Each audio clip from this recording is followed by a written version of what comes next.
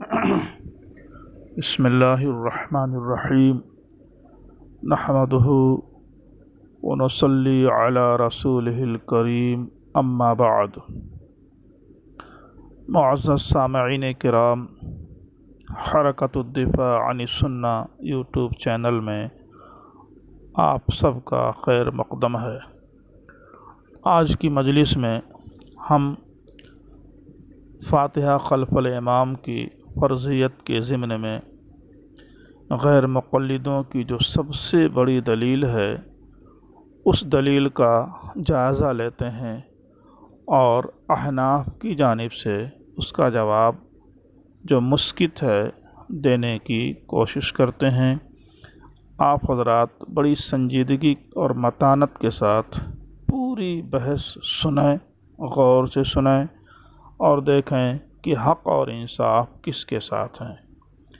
دراصل یہ بحث ہمارے خصم ابو حسن صاحب سے ہے۔ انہوں نے جو دلیل کے طور پر ہمارے پاس حدیث بھیجی ہے اس کا متن ملاحظہ فرمائیں۔ عن عبادۃ بن صامت ان رسول اللہ صلی اللہ علیہ وسلم قال لا صلاة لمن لم يقرأ بفاتحة الكتاب، صحیح بخاری کتاب الاذان، باب صفت الصلاۃ، جلد نمبر 1 صفحہ نمبر 104، صحیح مسلم جلد نمبر 1 صفحہ نمبر 169۔ حضرت عبادہ ابن صامت رضی اللہ تعالیٰ عنہ سے روایت ہے کہ رسول اللہ صلی اللہ علیہ وسلم نے فرمایا کہ جس نے سورہ فاتحہ نہ پڑھی اس کی نماز نہیں ہوتی ہے۔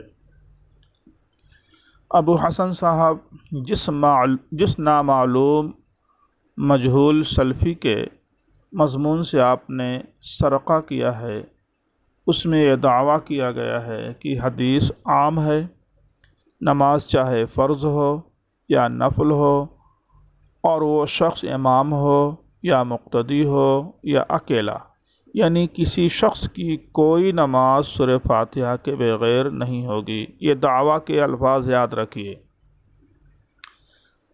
آپ کے نامعلوم مضمون نگار جہاں سے آپ نے سرقہ کیا ہے اس نے دعویٰ کیا ہے کہ حدیث عام ہے، نماز چاہے فرض ہو یا نفل ہو اور وہ شخص امام ہو یا مقتدی یا اکیلا، یعنی کسی شخص کی کوئی نماز فاتحہ پڑھے بغیر نہیں ہوگی۔ یہ دعویٰ بے لفظ ہی نقل کر رہا ہوں میں۔ اب اس کا جواب ملاحظہ فرمائیں۔ ابو حسن صاحب حدیث کا متن اور اس کا ترجمہ آپ کے سامنے ہے۔ اللہ علیم و خبیر کو گواہ بنا کر بتائیں کہ اس میں مقتدی کا ذکر کہاں ہے۔ اپنی جانب سے مقتدی کا اضافہ کرنا کیا خیانت نہیں ہے؟ آپ کا اس قدر دعویٰ تو صحیح ہے کہ حدیث عام ہے، فرض نماز ہو یا نفل ہو سورہ فاتحہ کے بغیر نماز نہیں ہوتی، لیکن آپ نے اپنی جانب سے اس میں مقتدی کا اضافہ کر کے حدیث رسول میں خیانت کی ہے۔ بقول شیخ الہند حضرت مولانا محمود حسن صاحب دیوبندی قدس سرہ اپنی لاجواب کتاب ادلہ کاملہ جو 140 سال پہلے لکھی گئی ہے، کتنے 140 سال پہلے لکھی گئی اور آج تک غیر مقلدین اس کے جواب سے بے بس ہیں۔ حضرت فرماتے ہیں کہ یہ حدیث نمازیوں سے متعلق نہیں، نماز سے متعلق ہے۔ یہ حدیث نمازیوں سے متعلق نہیں، نماز سے متعلق ہے۔ پھر اس میں عام و خاص کی بحث کیسی؟ دیکھیے ایضاح الادلہ صفحہ نمبر 57۔ یہ حدیث اعلیٰ ترین صحیح ہونے کے باوجود خبر واحد ہے۔ ابو حسن صاحب ذرا غور کیجئے، یہ حدیث اعلیٰ ترین صحیح ہونے کے باوجود خبر واحد ہے۔ نماز میں سورہ فاتحہ کے وجوب کے لیے یہ حدیث تو مستدل ہے، تمام احناف اس بات کے قائل ہیں کہ سورہ فاتحہ کے بغیر نماز کامل نہیں ہوتی۔ اگر کوئی عمدن نہیں پڑھتا تو اس کی نماز فاسد، اور اگر سہون نہیں پڑھتا ہے تو اس پر سجدہ سہو واجب ہوگا۔ لیکن اگر کوئی امام کے پیچھے نماز پڑھ رہا ہو تو اس کی ذمہ قرأت فاتحہ نہیں ہے، کیونکہ امام کی قرأت اس کی قرأت ہے۔ گویا مقتدیوں کی جانب سے امام نے سورہ فاتحہ پڑھ لی ہے، اب مقتدی کے ذمے اس کی قرأت باقی نہیں ہے۔ اس کا قدر تفصیلی جواب ملاحظہ فرمائیں۔ سامعین تھوڑا وقت فارغ کریں، بہت نفیس بحث ہے، بہت اہم بحث ہے، ان جوابات پر غور کریں۔ جواب نمبر 1، اس حدیث کے متعدد طرق ہیں۔ مثلا یہی حدیث صحیح مسلم میں ہے جس میں فصاعیدن کا اضافہ ہے۔ صحت کا جو درجہ بخاری شریف کا ہے وہی درجہ مسلم شریف کا ہے، لہٰذا ایک حدیث کا اقرار اور دوسری حدیث کا انکار یا تعویل کیسے؟ آخر کیوں فاتحہ کے ساتھ ضم سورہ کو فرض قرار نہیں دیتے؟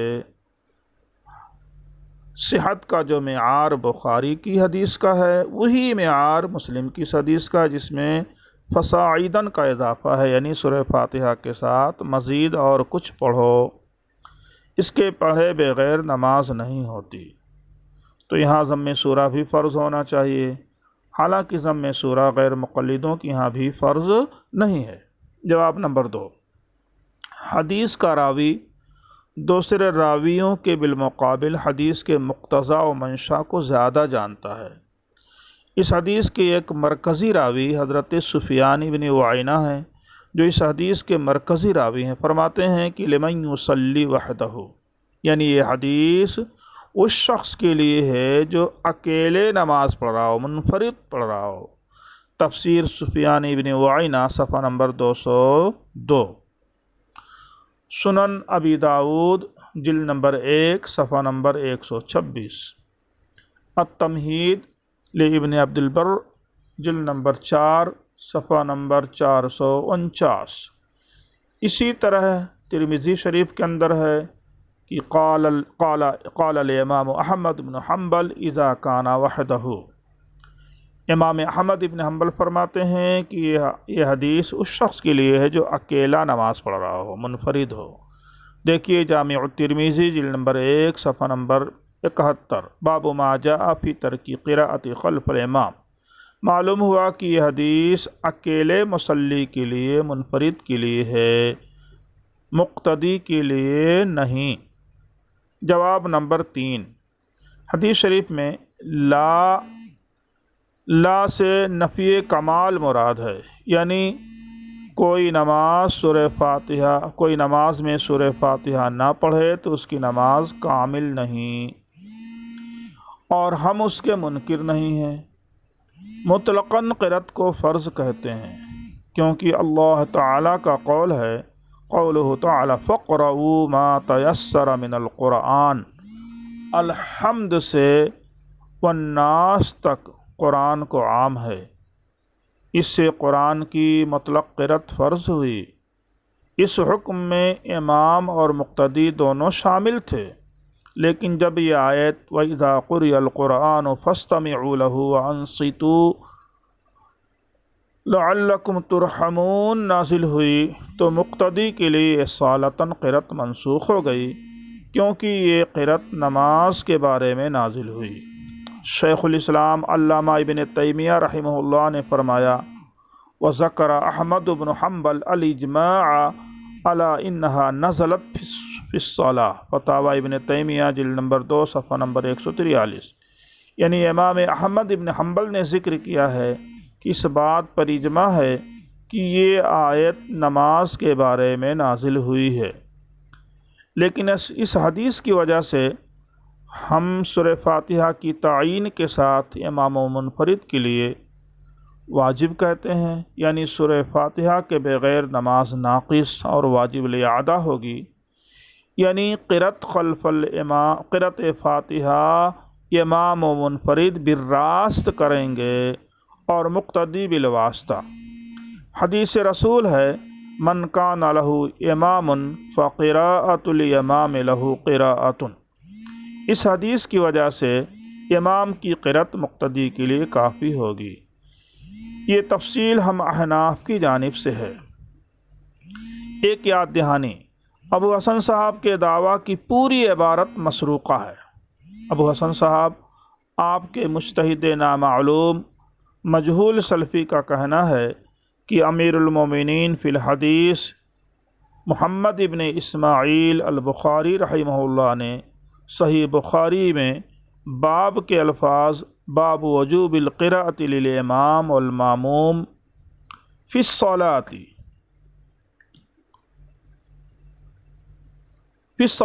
کلھا فی السفر والحضر وما یجہر وما یخافت۔ صحیح بخاری جلد نمبر 1 صفحہ نمبر 104۔ امام بخاری رحمۃ اللہ علیہ کے ترجمۃ الباب کا یہ حوالہ دے رہے ہیں کہ انہوں نے باب وجوب القراءۃ للامام والماموم فی الصلاۃ کلھا فی السفر والحضر، یعنی تمام نمازوں میں سورہ فاتحہ کی قرأت کو واجب ہونے کا، سفر ہو یا حضر ہو، امام بخاری نے عنوان قائم کیا ہے۔ اس کا جواب ملاحظہ فرمائے، امام بخاری رحمۃ اللہ علیہ نے جو باب باندھا ہے اس سے آپ کا کیا تعلق ہے؟ ترجمۃ الباب تو امام بخاری رحمۃ اللہ علیہ کی فقہ ہے اور حدیث کے الفاظ آپ کے سامنے ہیں۔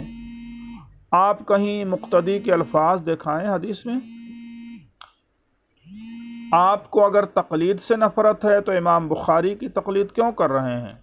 امام بخاری رحمۃ اللہ علیہ اپنے ترجمۃ الباب میں اپنے فقہی اجتہادات کو بیان کرتے ہیں اور حدیث کو بطور دلیل لیتے ہیں۔ کیا امام بخاری رحمۃ اللہ علیہ کی تقلید جائز ہے؟ اس باب میں جو حدیث لائے ہیں وہ ان کے اجتہاد کے موافق بھی نہیں ہے۔ عجیب بات ہے کہ آپ لوگ صحابہ کرام کا اجتہاد، ان کی رائے، حتیٰ کہ ان کے اجتماعی فیصلوں کو حجت نہیں مانتے، تو آج اس قدر مجبور و بے بس کیوں ہیں کہ امام بخاری کے ترجمۃ الباب سے دلیل لے رہے ہیں؟ کیا احناف کے اصول الضرورۃ تبیح المحظورات، یعنی ضرورت شدیدہ سے مکروہ چیز بھی مباح ہو جاتی ہے، اس دلیل کی وجہ سے مقتدی پر فاتحہ کی دلیل نہیں ملی تو امام بخاری کے اجتہاد کو دلیل بنانا مباح ہو گیا؟ لیکن جب احناف کہتے ہیں کہ مقتدی پر فاتحہ نہیں اور دلیل میں قرآن کی صریح آیت اور متعدد احادیث صریحہ پیش کرتے ہیں تو اس کا نام تعویل دیا جاتا ہے۔ بدنصیبو، اس سے زیادہ دین بیزاری اور کیا ہو سکتی ہے؟ اس سے زیادہ حدیث سے نفرت اور کیا ہو سکتی ہے؟ توبہ کرو، سچے متبعی قرآن و سنت بن جاؤ۔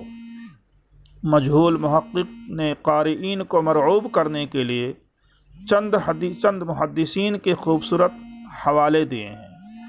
وہ خود فریبی ہے۔ ابو حسن صاحب، آپ کے لیے ان کا حوالہ دینا ناجائز ہے کیونکہ آپ نے ان کی کتابوں کا چہرہ بھی نہیں دیکھا ہے، اور جہاں سے آپ نے یہ دلیل سرقہ کی ہے، چوری کی ہے، وہیں سے حوالے بھی چرائے گئے ہیں۔ کیا اس کا نام تحقیق ہے؟ آپ کو معلوم نہیں کہ شارحین حدیث تمام فقہی مذاہب کا تذکرہ کرتے ہیں اور تفصیل بتاتے ہیں، کسی کا مسلک نقل کرتے ہیں، خود ان کا مذہب نہیں ہوتا ہے۔ اپنے مسلک کی ترجمانی کرنی ہے تو تحقیق کا فن سیکھیے، چوری کا نہیں۔ مال کے چوری کی سزا قطع ید ہے تو علم کی چوری اور دھوکہ دہی کی سزا کیا ہونی چاہیے، سوچ لیجئے گا۔ اس حدیث میں جو لا استعمال کیا گیا ہے وہ کون سی لا ہے؟ نفی کمال کا ہے یا نفی جنس کا ہے؟ اس کا فرق ملاحظہ فرمائیں تو حدیث کا سمجھنا آپ لوگوں کے لیے بہت آسان ہو جائے گا۔ ابو حسن صاحب، یہ نقطہ آپ تو نہیں سمجھ پائیں گے، البتہ اگر آپ کے مجتہد صاحب تک میری بات پہنچا دیں تو شاید وہ بات سمجھ لیں، کیونکہ اس نے نفی جنس کا ترجمہ کیا ہے۔ اس سے معلوم کریں کہ مندرجہ ذیل احادیث میں لا سے کون سی لا مراد ہے۔ مثلا مسلم شریف ہی کی حدیث ہے، ان عبادۃ بن صامت رضی اللہ تعالی عنہ اخبرہ ان رسول اللہ صلی اللہ علیہ وسلم قال لا صلاۃ لمن لم یقرأ بأم الکتاب فصاعدا، رواہ مسلم و ابو داؤد۔ اس میں لا صلاۃ لمن لم یقرأ بأم الکتاب کے ساتھ فصاعدا ہے، اور دوسری حدیث قال رسول اللہ صلی اللہ علیہ وسلم لا صلاۃ لمن لم یقرأ بالحمد وسورۃ فی فریضۃ او غیرہا، رواہ الترمذی، حدیث حسن۔ یہاں لا صلاۃ لمن لم یقرأ بالحمد وسورۃ فی فریضۃ او غیرہا، اس شخص کی نماز نہیں جو سورہ فاتحہ نہ پڑھے، فرض نماز ہو کہ غیر فرض نماز ہو۔ اگر لا صلاۃ میں لا نفی جنس مثل لا الہ الا اللہ کے ہے تو سورہ فاتحہ کی طرح ضم سورہ بھی فرض ہونی چاہیے، حالانکہ ضم سورہ کی فرضیت کے قائل غیر مقلدین بھی نہیں ہیں، اس لیے اس حدیث میں لا نفی کمال مراد لینا پڑے گا۔ اس کی بے شمار نظیریں موجود ہیں، فن بلاغت اٹھا کر دیکھیے اور سیکھیے، پڑھیے۔ مثلا ایک حدیث شریف میں لا صلاۃ لجار المسجد الا فی المسجد، ان علی بن ابی طالب المحلہ، صفحہ جلد نمبر 4 صفحہ نمبر 195 بے اسناد صحیح۔ اس میں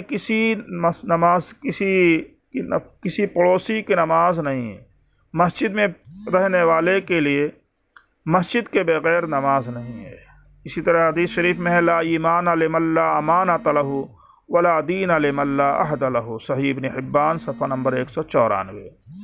کیا پڑوسی کی نماز مسجد کے بغیر نہیں؟ کیا جس کے پاس امانت نہیں وہ سرے سے مومن ہی نہیں؟ کیا عہد و پیمان کا لحاظ جس کے پاس نہیں وہ مومن نہیں؟ یہاں لا نفی جنس نہیں مراد ہے بلکہ لا نفی کمال مراد ہے۔ بات سمجھیے، ضد نہیں کرنی چاہیے، کیونکہ محترم آپ کی ضد سے قرآن کی 2 آیات اور متعدد احادیث صحیحہ کا انکار لازم آتا ہے، جس سے بچنے کی ہر ایمان والا کوشش کرتا ہے۔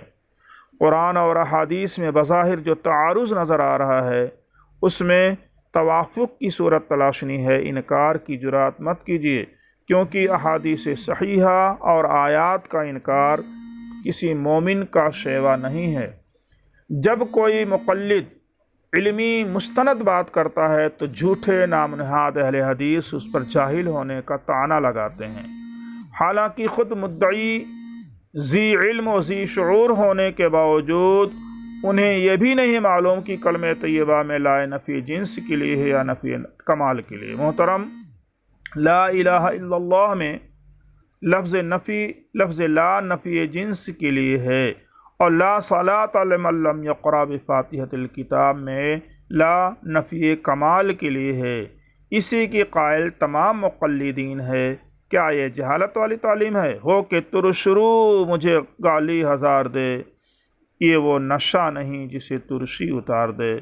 بالفرض اس حدیث کی لا کو کلمہ طیبہ کی لا کی طرح نفی جنس کے لیے مان لیں تو بتائیے کہ وہ احادیث جس میں مزید قرأت کرنے کا ذکر ہے اس سے ضم سورہ کا فرض ہونا ثابت کیوں نہیں ہوا؟ غور کیجئے گا۔ سامعین، یہ نفیس بحث جو طویل ہو گئی آپ کی خدمت میں پیش کی گئی، امید ہے کہ اس پر توجہ فرمائیں گے۔ وقت آپ نے کافی دیا، اللہ تعالیٰ آپ لوگوں کو جزائے خیر دے۔ علم کی طلب کے اندر قربانی دینی پڑتی ہے، اللہ تعالیٰ عمل کرنے کی توفیق عطا فرمائے، آمین۔ السلام علیکم ورحمۃ اللہ وبرکاتہ۔